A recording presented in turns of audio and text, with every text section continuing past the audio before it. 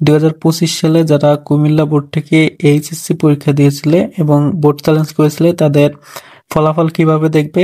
HSC board চ্যালেঞ্জের result আজকে প্রকাশিত হয়েছে। কুমিল্লা বোর্ডের যে রেজাল্টটি বোর্ড চ্যালেঞ্জের সেটা দেখার জন্য গুগলে এসে কুমিল্লা বোর্ড লিখে সার্চ দিতে হবে এবং এখানে যে ওয়েবসাইটটা রয়েছে সেই ওয়েবসাইটটায় ক্লিক করতে হবে।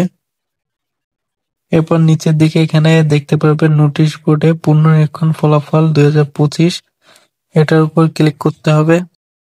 তারপর এখানে যে পিডিএফ ফাইলটা রয়েছে এই পিডিএফ ফাইলটা ওপেন করলে এখান থেকে যে ফলাফলগুলো পরিবর্তন হয়েছে সেই ফলাফলগুলো এখান থেকে দেখা যাবে এবং এখানে থ্রি ডটের উপর ক্লিক করে ফাইন্ড ইন পেজের উপর ক্লিক করতে হবে। ফাইন্ড অ্যান্ড পেজের উপর ক্লিক করলে এখানে তোমাদের রোল নাম্বারটা টাইপ করলে তোমাদের যে রেজাল্টটি যদি রেজাল্টে পরিবর্তন হয়ে থাকে সেক্ষেত্রে এখানে শো করবে।